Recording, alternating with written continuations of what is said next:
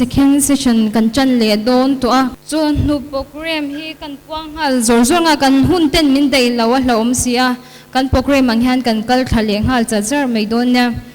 solo alal ompui senior department bong ko na nya nga lo in ring deu se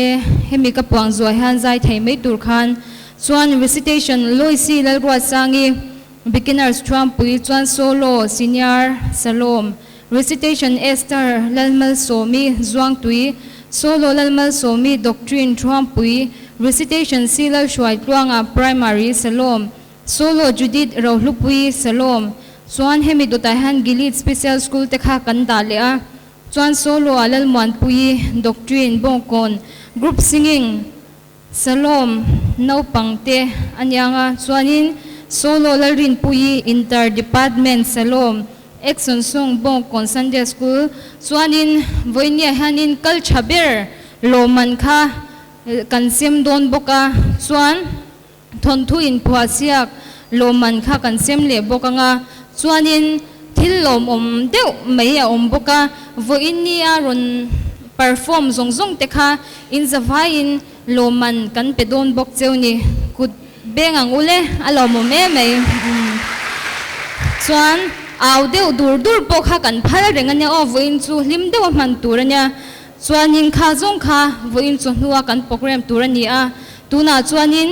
solo lal ompui senior department bongkon ilaw somang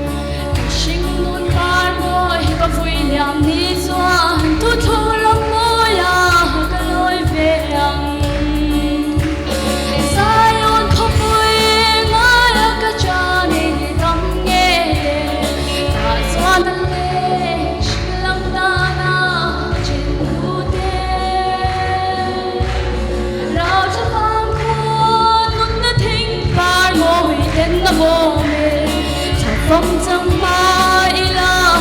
dù đông thanh tu đi cả thâu lem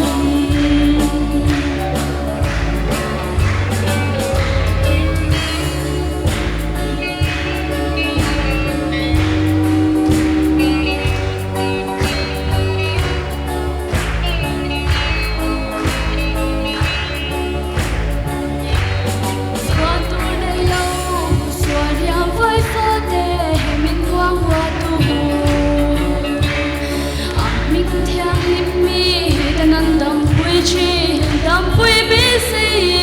karon pan se Zion khóc vui ngay cả cha ni thầm nghe ta xoan anh lên xin lâm ta na cả trên tu te lao thơ vang khôn nun na thinh par môi tên na mồ mê trong phong trăng mai la dù đông thanh tu đi cả thâu lem đi xa chân nào đâm na lấy tu khao cả lên là mi làm na pan ser giấc mình van mi cho tao tu đi cả lấy tất xa phía lấy thua lian san mai la dù lắm trên tu đi cả thâu lem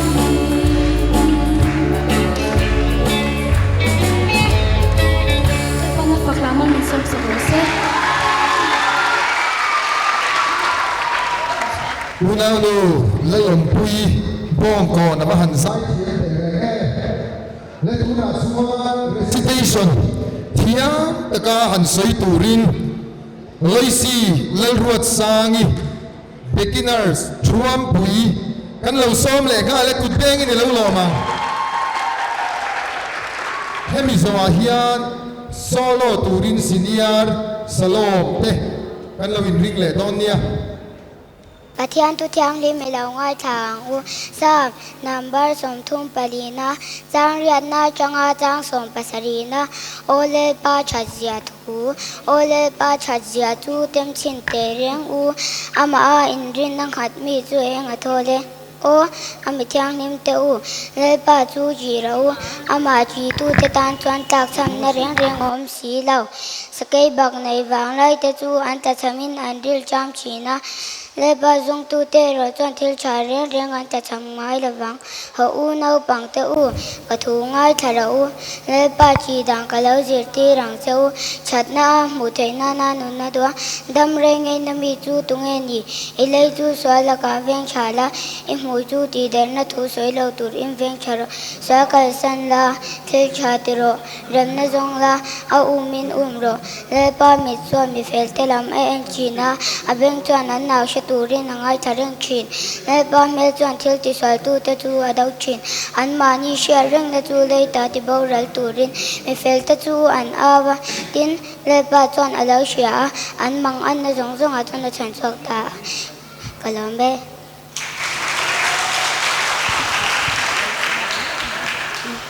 ava han thiam te reng em tuna chuan solo kan ngai thang in cha ke ngai khachang zogin o tivaka acha tuna chuan senior department salom zai turin kan lo som le nga lang e kut beng ni lo lom le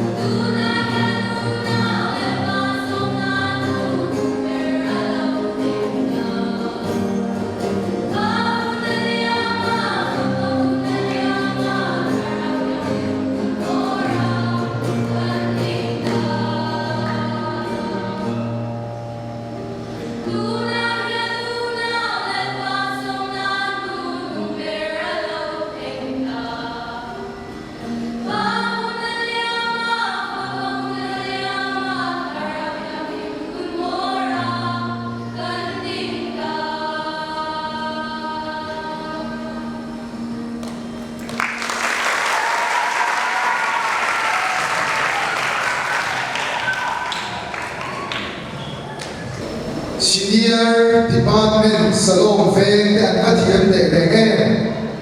Morber Karau Thiam Ni Kuna Kan Dina Wangin Karau Thiam Ni Jam Chuk Kuna Kan Ni Buat Sai Ka Kan Poi Moe Ala Thuka Kan Thinlung An Dek Khok Mai Ole Tuna Chuan Adot Le Hian Recitation Sai Kan Ngai Khacha Di Den Nawa Wangin Una Nu Sri Lanka Somi Zuang Tui Kan Lo Som Le Ka Le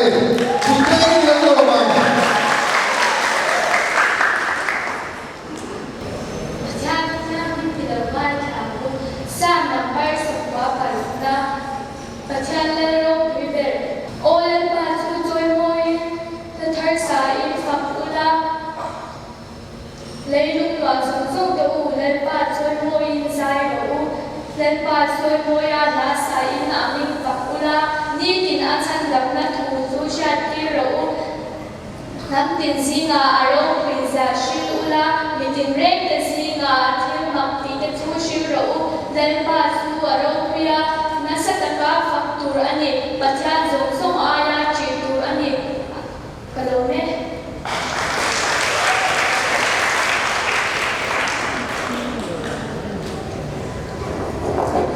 Unaru Esther Lalma Somi Amahan Sai Thiamin Ama Chate Rege Zai Kan Mai Khale Chak Toy Kan Ko Zoi Be Vai Kan Kan Dile Zai Kan Mai Khale Chak Toy Oh Le Kan Soma Luna Chuan Lalma Somi Doctrine Chuan Pui Fe Kan Lo So Le Kan Le Pui Fe Kan Lo So Le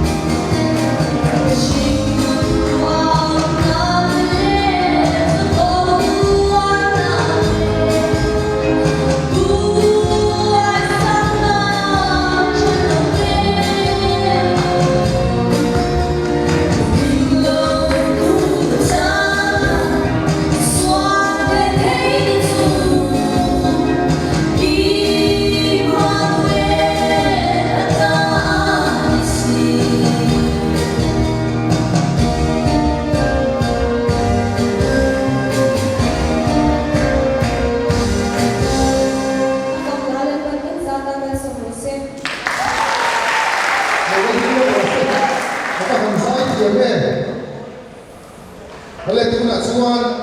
recitation xây tủ gần xóm này anh ạ. Recitation xây tủ rin seal đuổi chuông à primary salom ve gần xóm ấy cùng bé cái này lâu lâu mà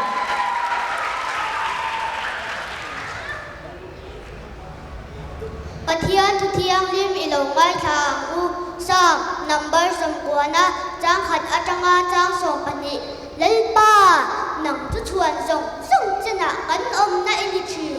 lak ta pian ma leilung le khovel idin ma po khan chatuan ata chatuan thleng po in nang chu pathian ini nang chuan mishim hi boral na ikir tir china mishim fa te u kir le ro up ide chi nanga ngai chuan kum sang khathi nimin ralta ang lek ka an si a zan ven khat chung ang lek bok ani ani chu tui lian angin iden bo thina chang khat mu ang chau ani zi nga chuan lo bet char chuak ang ani zi nga chuan a lo do in a char chuak a tlai lama chuan a thuk in a oma avuai thin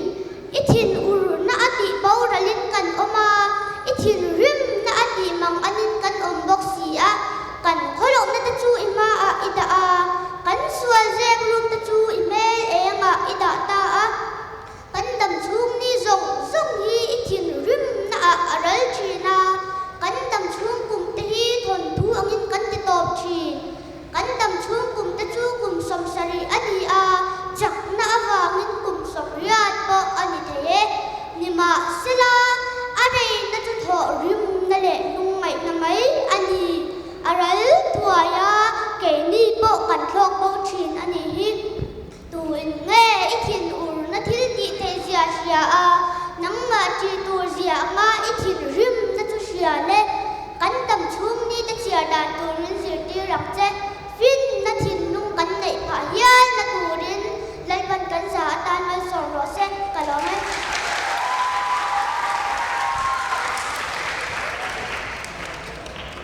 Oleh tu nak suan kan program ini kan kali do na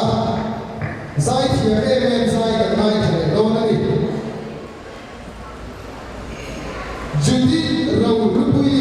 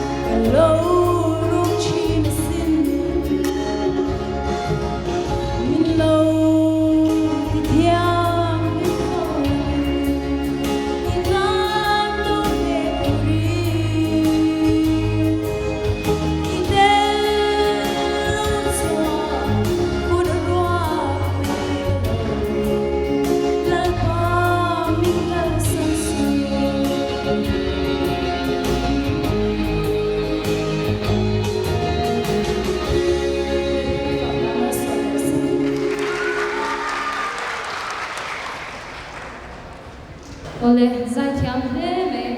tuna chuanin kan program hi a zo ti ti he ko lo chen physical item sa kan lut lukanga chuan interdepartment kha vek tinala om ho som kha han ding lok deu in la om ki vekem ani chuan heta chuan pui mi pa pahni hi lo chho lok kula chuan zalo mahan pakhat lo chho leu la chuan ho ko na chak pakhat lo chho le lo game san khelang mani vek te kha lo chan tu ro exam ni dom pani mi pa pakhat kha lo chho le mai zalo ma chang khan lâu in lan luôn đấy, hết cả hai đều hay đều là, đi khăn, sơ lom là mà khăn bạc khăn khăn đầu cái lệ xe, giảm nhà lâu tuổi rồi, tụi nghe thiam cần em nào, choan tụi ta hiền cũng lâu suy về cũng là John Marks te termit te po kha phel thai game kha mai le an ma ya hian hi kan belanga kum nung sui sungin kum tel ni alawin he an mai le ta tiki ko kwal khan tin kha kan tum don ni mo in lo au phur don em lo au khang khang ro le kan belang panga zen kan bel sakam lâu áo hoa trời rất là mê màu tình anh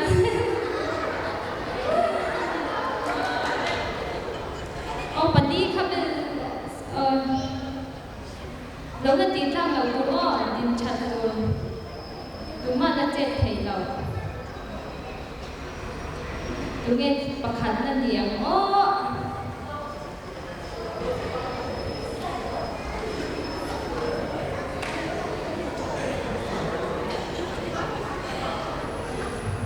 Bukti tawa titha kunturan niya. Tungin dyan. Mo? Naawring na tunga tuber. Ngayon dyan po kasi hilaw.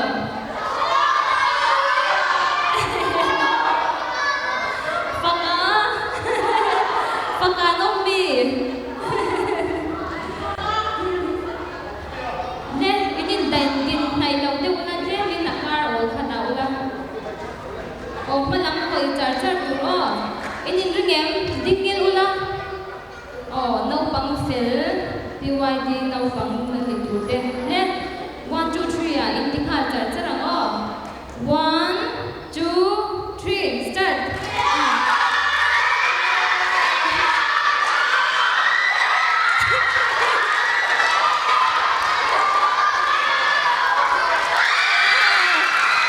pakat na susyat na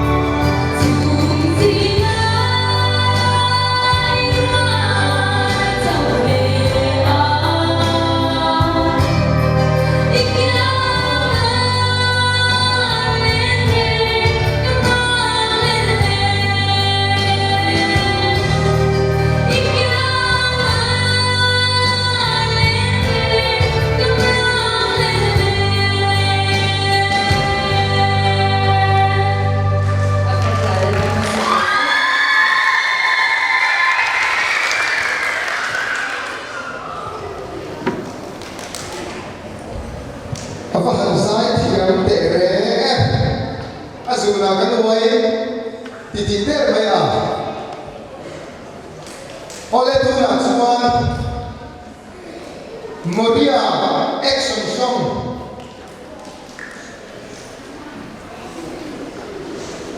worship dancing and then dora elam da to kan du du to ko mai bom kon sunday school kan lo so le ka le a thei te ka alam thei do na ni ma ni mo tha lo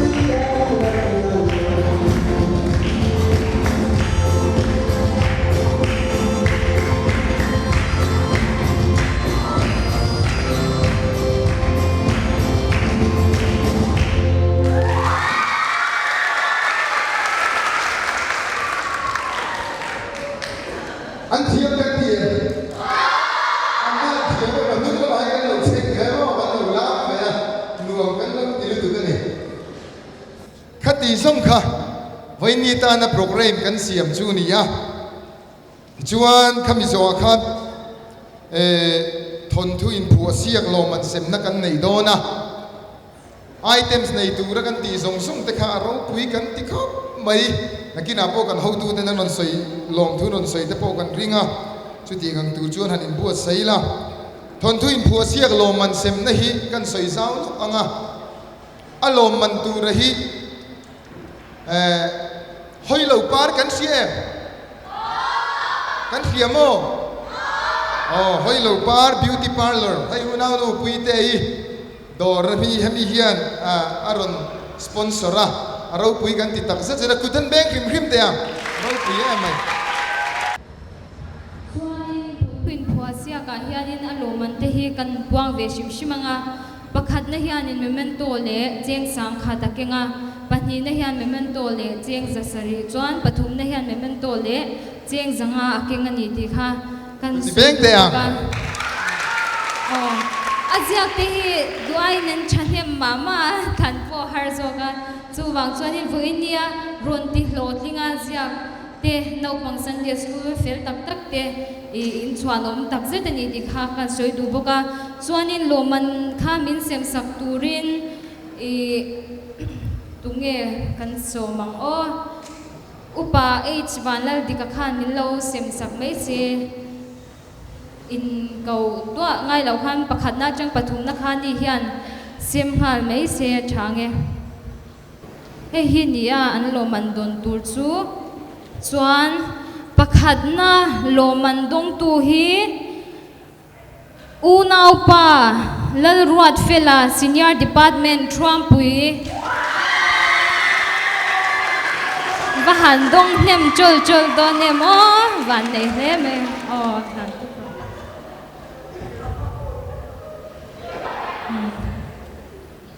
le ring deuh khan kut lo beng le ru le panina kan sem chun zom le nga lang panina lo man dong tu chu u nau nu lal mal somi doctrine department trumpui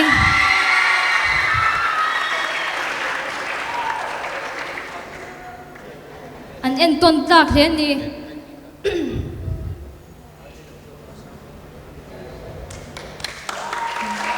chuan pathum na dong tu hi an don hmain tuna mi hi wat zali changa zanga inkaranya har ema chuwang chuan loman hi an phu tak zetani chuan pathum na loman dong tu chu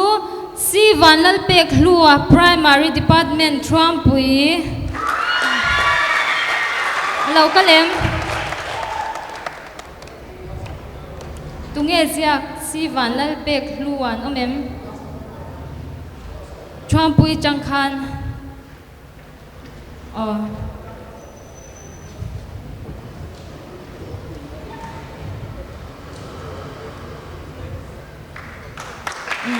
ole ti zong khan ni aziak zong zong chunga khan lom thu kan suya tuna loman dang le kan sem lenga vo india ron perform zong zong te kha loman kan pelenga chuan hemi dota han vote of thanks kha ala omboka chumi zong chu voin chu nu kan program ania chuanin loman sema kan lut lenga secretary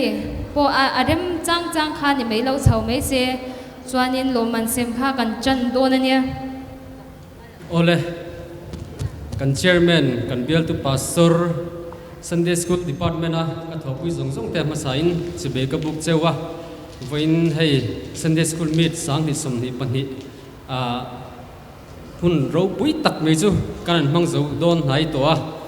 loman sem kan an tia an hung zo ka kan danga board of thanks hian in ma kan thruayanga chumi zo board of thanks kha al lulo palang ti kha kan hlau do leka chuwan loman sem phan azui zok don nia chuanin hei voin nia kan hun man hi kan lat ti zen zen lawania tun kan bial panga hemi zong tui veng thar ti amin bial paruk tol chung paruk te han ngai to chuanin thei hi tiang hun hi kum thara chuanin bo sei tumponi la kan ti thei don lo bial te kan loin than don awangin chu tiang ngai to na wang chuanin ro puyang thei bera han man te kha kan du ve a ma se tumangin kan ti thei bik lawa budget te san te lo nga ya kum ni lai Sunday school mu malkal to loin kan oma chu tiang awang chuanin har satna kha kan to ka sum le pa nga te po chuanin bial ro rel khanin thil ti tur tam tak activities tam tak ma chop khalo nei ve bok nen khanin duang khan chon kan ti thilowa chuanin chumiang zong zong a chuanin kan bial mi puite an lunga oi enge mola khanin du thu sam lu na kha om mei thei ni voin kan boru kan thil program siam velanga te po khanin khatiang zong zong khanin mi ngai dam na kha kan an dil khala chuanin hei hun thatak mei kan an nei theya voin nia sotilaya slom dek in kan ti tu makha hetilaya hianin min host zoka tiang te hi arem chang ta viaun kan khia nuam kan ti phiana hei no pang te nen te kan an zelen takin kan an om theya tiang ati hianin an nom zia hi chu hei voin ne po hianin kal khom thian kan khia ni hei ama sa chuanin slom ko hranin hei min thlen na chungcha hianin hei nuam kan tia an halak na ro pian ni zananga te po khanin rei takan thlanga hol min phal sak tu wai me chimveng te an chu a han kan loma an ni zara tilai lom takin hun kan mang theya chuan voin nia hun hei poimo tak ti hlotling thei turin tual chung tina khan information kan an pe kan pek na po kha du thu sam lowang eng molaya khan chuanin duang khana rang tok lowang ti te po kan ringa mi hriat thiam na kha kan ngen tak me mewani a hei voin nia village special school lampangin item nam tak aron buat sei meron buat sei saka dilaya an chu han kan lom em em an zara kan lima chuanin voin nia kan hun ti poim ti hlutu item nei tu te song song kha in zawai chu han lom thu kan soi tak meu me nangni tel lo han chon voin ni ang hun te hi aman thei don lo ti kha nia chuanin Sunday school zirtir tu te le zirlai te song song kha hemi hun ron mang arong kal zong zong te zawai chu han lom thu kan soi tak meu ni le loman sem tur kan nga ro puisia kan sem hal zung zunga kan dong fekang emo kan thalo dong lo pon suit te khachon dong to thowa tro le tuna chuanin loman sem kan lo tianga chumi tur chuanin loman sem tu tur khanin hei tual chunga mi poimo tak tak ten oma ama sa in kan chairman hi aron ding khat ta bokani hian bulmiron tran sakse thange kan chairman ron chuak se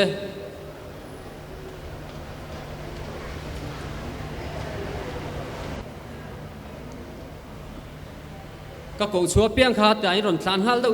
char mai don ya o ole lalmal somi chuam pui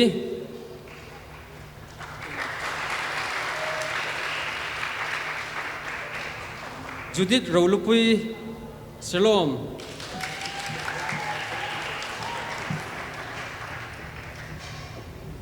Silal Hoi Tluanga Shalom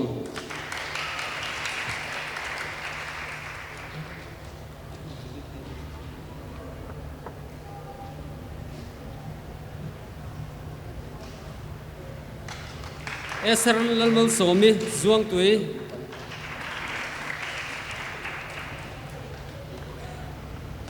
Lal Muan Pui Bong Kon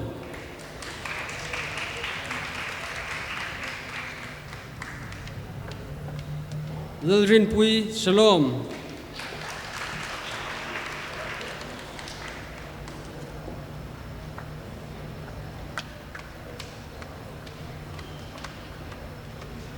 Loisi Lal Ruat Sangi Chuam Pui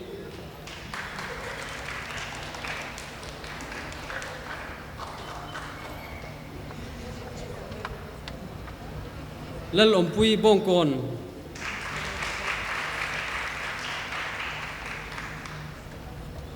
chuan hemi zoa loman min sem sakle turin kan upati vuana kan lo some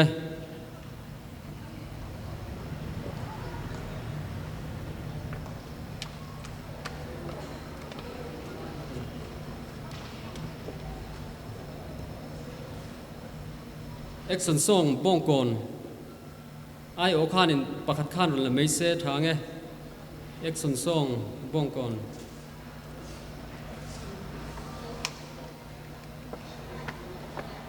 Fakzai Shalom Group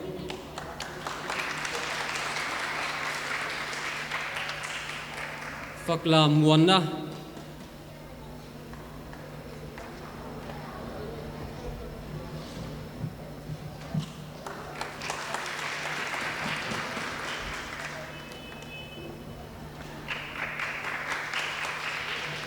Gilead Special School.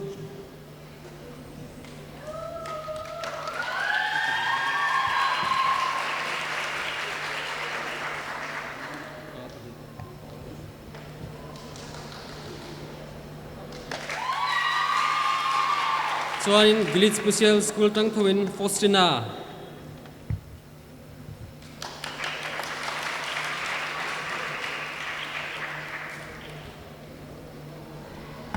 Hadisi Lomsang Zeli Bongkon.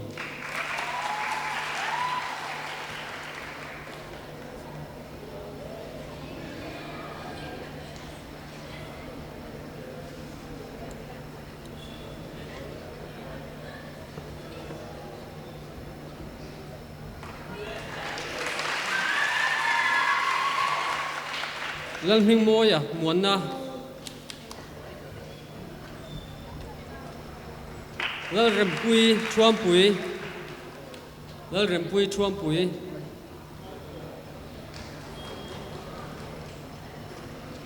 Lal ruat fela chuampui.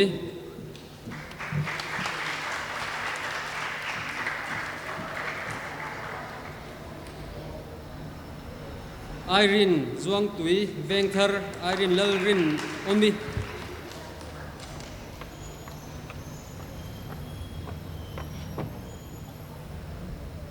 Lalchan Suai Shalom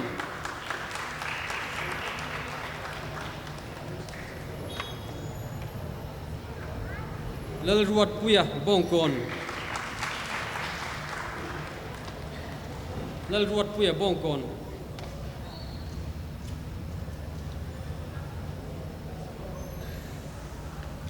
Lehem izo hianin heta kan tir ko mau makhanin loman lo sem chunjom sakse thange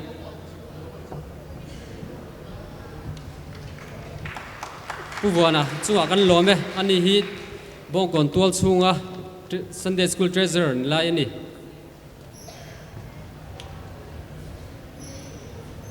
Amos lalrin chana shalom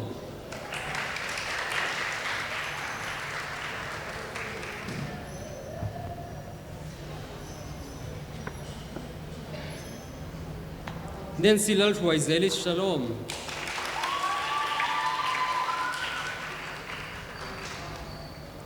Lal Ming Moi, Lal Ming Lomi Shalom.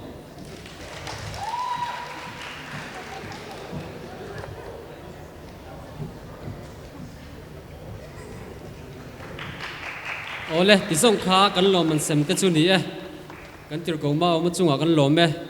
Whatever the law, you are, as I don't know, about movement, they don't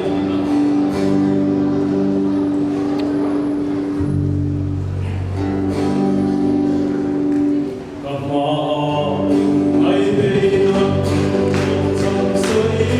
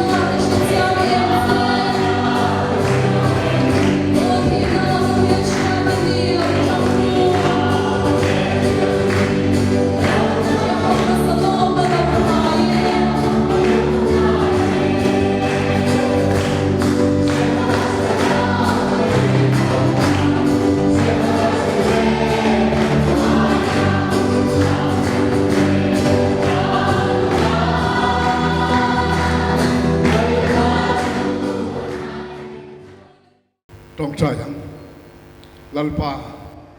kan pathian min mangai tu hun bul lama nang man he kan lan na te min ngai thak sak pia lama mal min sop sak ne kan sia ta wangin kan lob thu kan dan sai phasa e lalpa kan zanin hun te nak tu lam kan hun man tur zong po ikuta kan kol tire min kai hoi tu te biala sende skulam kan hoi tu te biala kan pui pa te vai ni helai mun lokal zong te lalpa kan pathian phak to ka imi kan fakan soi moina rem tui min pop ska mal min sop sak turin I khongai na kan non dir tel boke en kim kan ti ero puina chawni thei dan mal min sop sak turin I khongai na le itan puina le su min kan non dir che amen